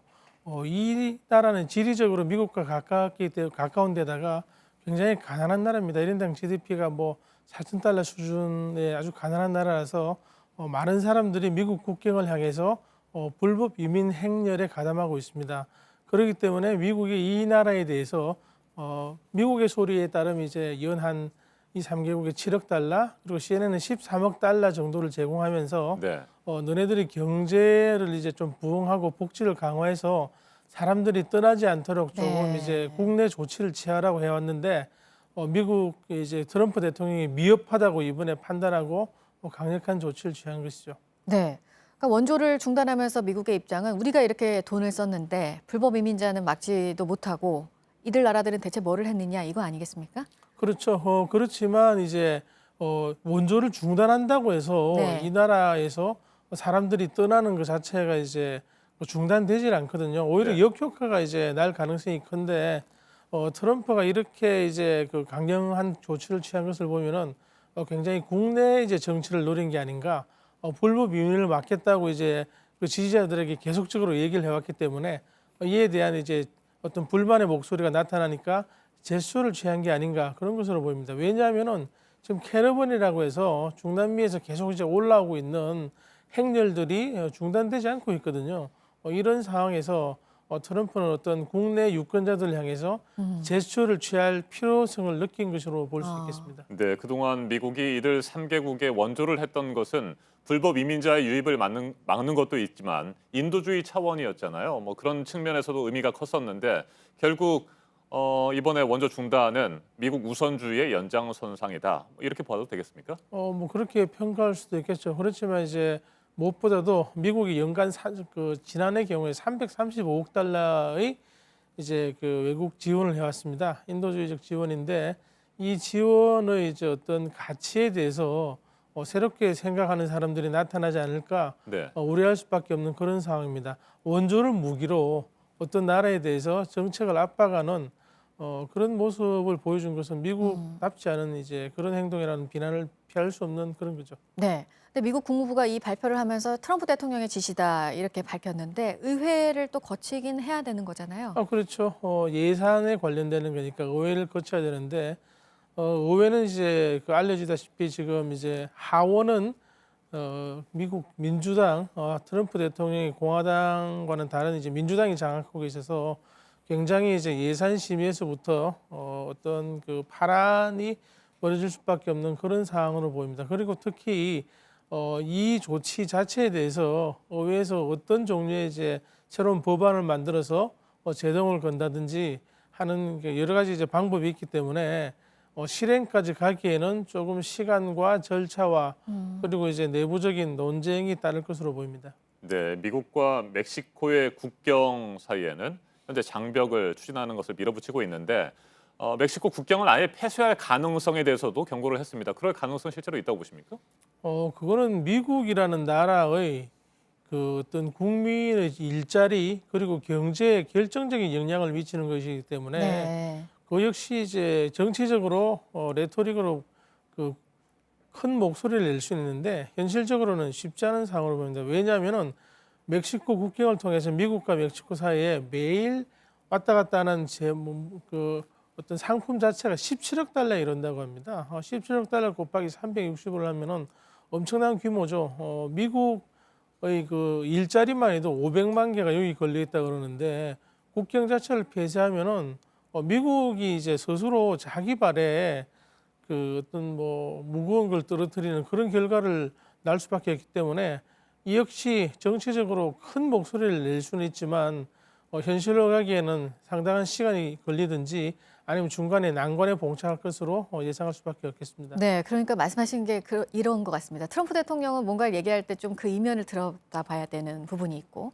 중미 세 개 나라 원조를 중단하겠다, 멕시코 국경 폐쇄하겠다, 당장 실천될 수 있는 부분이 많지 않고 그리고 정말 그런 목적이 실행될 수 있을지도 확실하지가 않고 국내 정치용으로 좀 해석을 해볼 측면이 크다 이런 말씀이시죠? 그렇죠. 이제 내년 하반기로 다가온 미국 대선을 대비해서 어떤 지지자들을 결집하는 그런 상황이죠. 트럼프 대통령은 지금 그 취임일에 자신을 눌렀던 러시아 스캔들 특검에서 최근에 벗어났지 않습니까? 네. 이제는 모든 힘을 자신의 지지자를 모으는 쪽으로 그쪽으로 이제 밀 수밖에 없는 상황인데 그런 첫 그 신호탄으로서 중남미 그리고 이제 불법 이민자 이런 그 자신의 지지자들이 이전부터 이제 반대해오고 네. 어떤 불만을 가졌던 분야에 대해서 큰 이제 신호탄을 보낸 것으로 볼 수 있겠습니다. 이렇게 함으로써 어떤 그 노이즈 마케팅, 시끄럽게 함으로써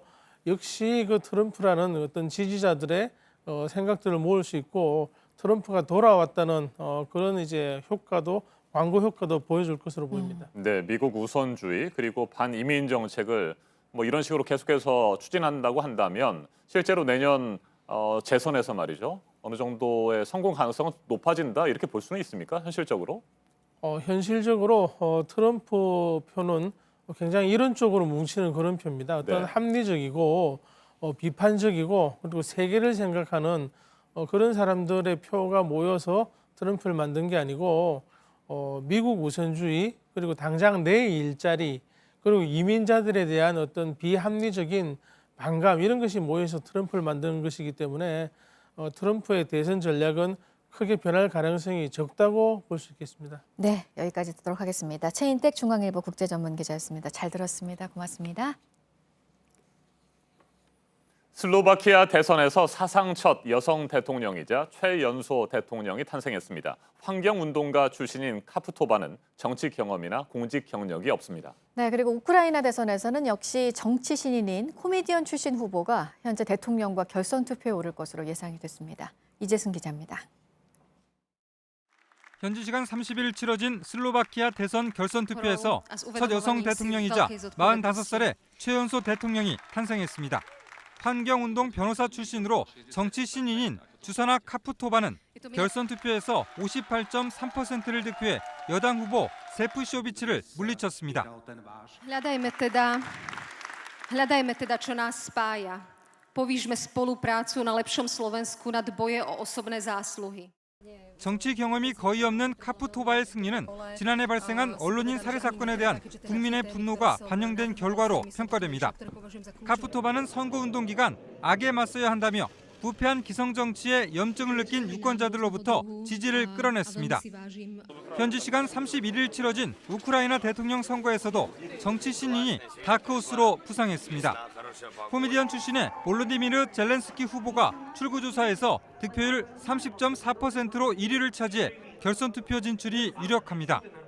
За все дякуємо. Я хочу подякувати нашим всім українцям, які голосували сьогодні не по приколу. 정치 경험이라곤 TV 드라마에서 대통령 역할을 맡은 것밖에 없는 젤렌스키가 유권자들의 열광적 지지를 받는 것은 기성 정치인들에 대한 실망 때문이라는 분석입니다. 페트로 포로셴코 현 대통령이 출구조사에서 17.8%로 2위를 기록한 가운데 1위와 2위 두 후보가 맞붙는 결선 투표는 4월 21일에 치러집니다. JTBC 이재승입니다. 프로축구 수원 삼성이 시즌 4경기 만에 첫 승을 거뒀습니다. 수원은 어제 수원 월드컵 경기장에서 열린 하나원큐 K리그에서 인천 유나이티드에 3대1로 이겼습니다. 전반을 1대1로 비긴 수원은 후반 터진 타가트의 연속골에 힘입어 개막리그 첫 승리를 따냈습니다. 이번 시즌을 앞두고 수원의 유니폼을 입은 타가트는 개막 후 처음으로 선발로 나선 경기에서 멀티골을 기록하며 수원 팬들의 기대에 부응했습니다. 잉글랜드 프리미어리그 토트넘의 손흥민이 우리 시간으로 오늘 새벽 리버풀전에 교체 투입됐지만 팀은 패배했습니다. 후반 24분 투입된 손흥민은 빠른 움직임으로 공격의 활기를 불어넣으며 팀의 동점골을 도왔습니다. 무승부로 끝나는 줄 알았던 경기는 종료 직전 토트넘의 자책골로 리버풀의 2대1 승리로 끝났습니다. 지난 26일 콜롬비아와의 평가전에서 골을 터뜨린 독일 홀슈타인 킬의 이재성이 어제 벌어진 경기에서 풀타임을 뛰었지만 팀은 졌습니다. 이재성은 현지 시간 31일 독일 쾰른에서 열린 FC 쾰른과의 원정 경기에 선발 출전해 종료 휘슬이 울릴 때까지 그라운드를 누볐습니다. 하지만 공격 포인트는 기록하지 못했고 홀슈타인 킬도 쾰른에 0대4로 졌습니다.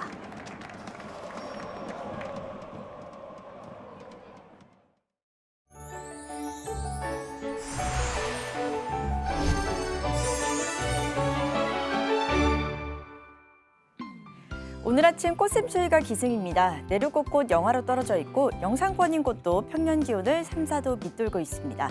이번 추위 모레 수요일까지 이어지면서 아침 저녁으로 무척 쌀쌀하겠습니다. 오늘은 오후부터 밤사이 비 소식이 있습니다. 양은 무척 적은데요. 충청 남부와 전북 북부에 5mm 정도 예상되고 그 밖에 중부지방과 영남 내륙에는 빗방울이 떨어지는 곳이 있겠습니다. 오늘 전국에 가끔 구름 많겠습니다. 동해상에는 풍랑주의보 내려져 있으니까요. 항해나 조업하는 선박들은 사고 없도록 유의하셔야겠습니다. 오늘 낮 최고 기온은 서울이 10도, 전주 11도, 광주와 대구는 12도로 예상됩니다. 북한도 평양과 해주, 개성이 10도, 함흥이 12도로 우리나라 비슷하겠습니다. 추위가 이어지는 대신 당분간 공기는 깨끗하겠습니다. 내일 서울의 기온은 최저 2도에서 최고 12도로 예상됩니다. 기상정보였습니다. 아침엔 뉴스워치, 오늘 하루 관심을 가지고 지켜봐야 할, 기억해야 할 뉴스 끝으로 정리해드립니다. 문재인 정부 2기 내각의 장관 인사가 부실검증 비판 속에 진통을 겪고 있습니다. 전체 7명의 후보자 가운데 2명이 지금까지 낙마했습니다. 지명이 철회된 조동호 과학기술정보통신부 장관은 해외 부실학회 참석과 외유성 출장 등으로 비판을 받아왔습니다. 부동산 투기로 물의를 빚은 최정호 국토교통부 장관 후보자는 자진 사퇴했습니다. 국회 인사청문 경과보고서 채택 시한이 오늘로 다가온 가운데 여야는 강하게 맞서고 있습니다. 조국 민정수석과 조현옥 인사수석에 대한 책임론도 거셉니다. 김학의 전 법무부 차관에 대한 의혹을 규명할 검찰 수사팀이 본격적인 수사에 들어갑니다. 소속 검사들이 서울 동부지검으로 오늘부터 출근하고 수사관 인선도 조만간 마무리합니다. 일단 2차례 무혐의 처분이 내려질 당시의 수사 기록들을 들여다볼 계획입니다. 스페인 주재 북한 대사관에 침입한 반북단체가 미 연방수사국 FBI에 정보를 건넸다는 주장과 관련해 미국의 NBC 방송이 자료를 넘겨받은 것이 맞다고 보도했습니다. 앞서 북한은 FBI 연루서를 거론하면서 수사 상황을 주시하고 있다고 공식적인 첫 입장을 발표했습니다. 하노이 2차 북미 회담 이후 교착 상태에 빠진 북미 대화에 어떤 영향을 줄지 주목됩니다. 문재인 대통령이 오늘 시민사회단체 대표들과 간담회를 엽니다. 각계각층의 다양한 목소리를 듣기 위해 진보와 보수 성향을 아우르는 다양한 단체들을 초청했다는 청와대 설명입니다. 오늘 전해드릴 소식은 여기까지입니다. 이상으로 JTBC 뉴스 아침엔 월요일 순서 모두 마치겠습니다. 건강한 하루 보내시기 바랍니다. 고맙습니다.